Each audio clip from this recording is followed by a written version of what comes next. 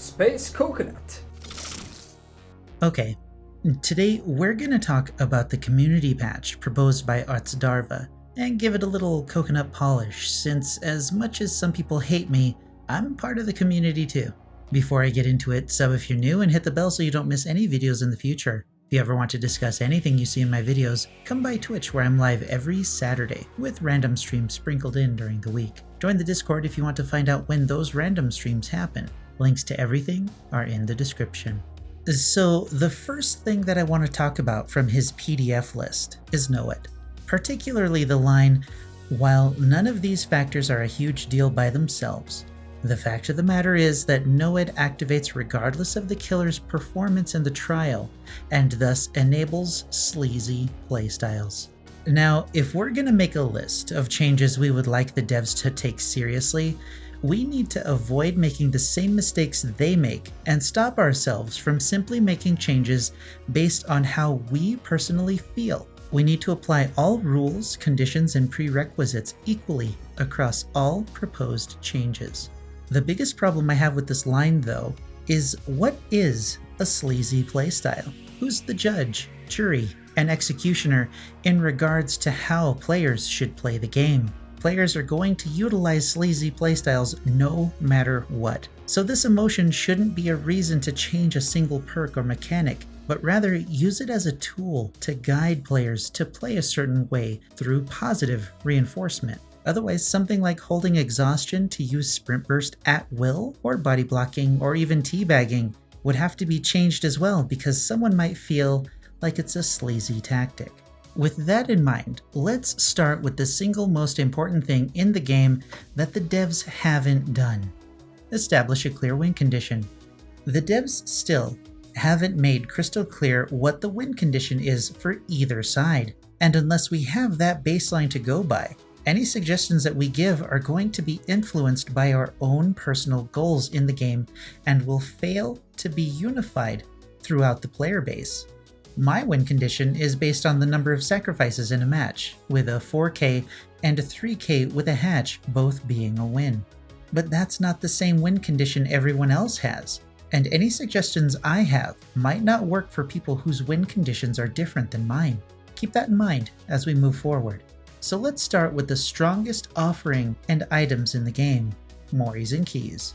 A suggestion that's been floating around the forums for months or even years is to Mori survivors only after each survivor has been hooked.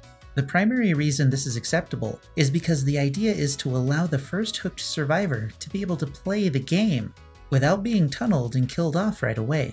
The reason I bring it up is simply because I'd much rather see Mori offerings removed entirely and have the Cypress Mori effect built into the killer's base kit.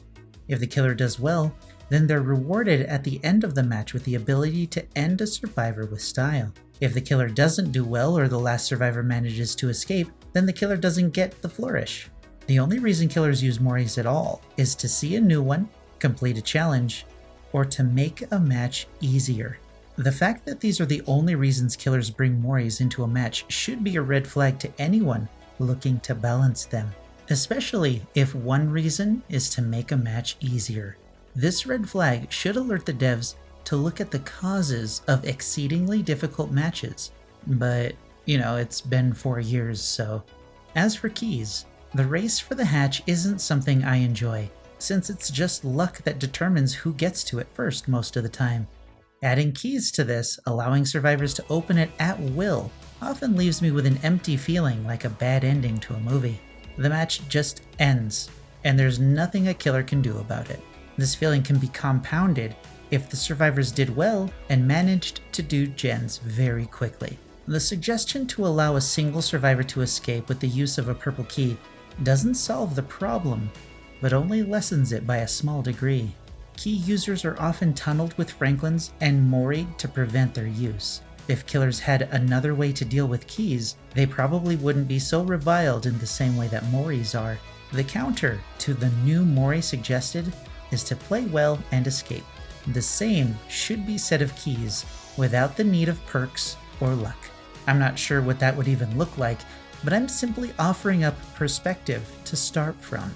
The next thing on the list was add-ons for the Huntress. While I understand the primary concern with the iridescent hatchets, I'd like to ask, what's the difference between Eerie hatchets and the chainsaw boys? Since the agreed upon solution was to give exposed after 16 meters to increase the skill required to land a hit, if Leatherface is right behind a survivor in the right situation, they're going to be insta-downed also. I'd even argue that the Huntress's hatchet would be easier to dodge at close range, giving survivors more opportunities to escape compared to being in that position against Leatherface or Hillbilly. As a side note, I think I'd like it if Eerie hatchets increase the speed at which the hatchets traveled as well, to help with the distance requirement, but maybe that's too much. I'm not a Huntress player, so I don't have much to offer here, but I'd like to hear the opinions of many Huntress mains on this and the suggested changes to the exhaustion add-ons. The borrowed time change regarding Freddy seems reasonable since Freddy already has a lot going for him already. Undying. I've always felt that survivors needed a very impactful downside to cleansing a live hex totem. Undying creates one of these downsides by forcing survivors to cleanse multiple hexes if they cleanse the wrong one. Because it's still RNG based, Undying isn't a sure thing, and is the benchmark for what a powerful hex totem should look like.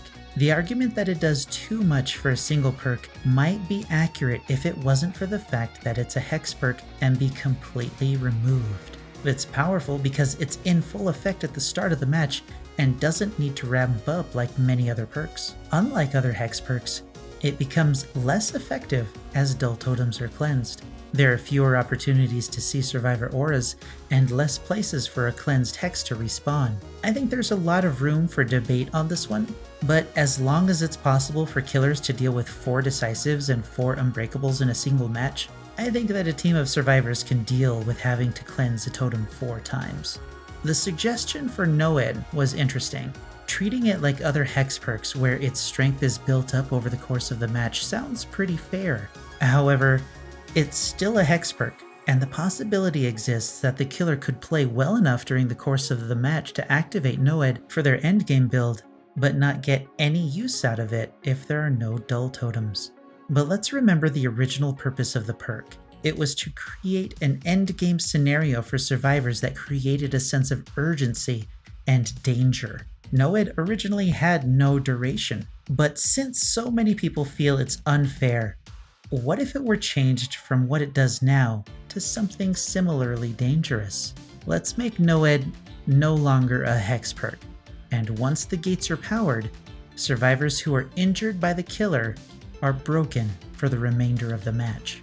Injured and hooked survivors don't gain the broken status effect when the gates are powered. They must be injured by a killer or a killer's power. This avoids the complaint that killers can do nothing and the perk activates, giving them an easier time downing exposed survivors. By taking the exposed status effect away and rewarding killers who injure survivors while having a plan in the endgame instead. Let me know what you think about that. I literally just thought of it, and I haven't really thought the whole thing through. The Decisive Strike and Object of Obsession changes sound pretty good to me, honestly. But finally, in his video edition of this list, he mentions a change for the Hag to disable all traps within 8 meters of an unhooked survivor, the goal of which is to make Hag less frustrating to go against.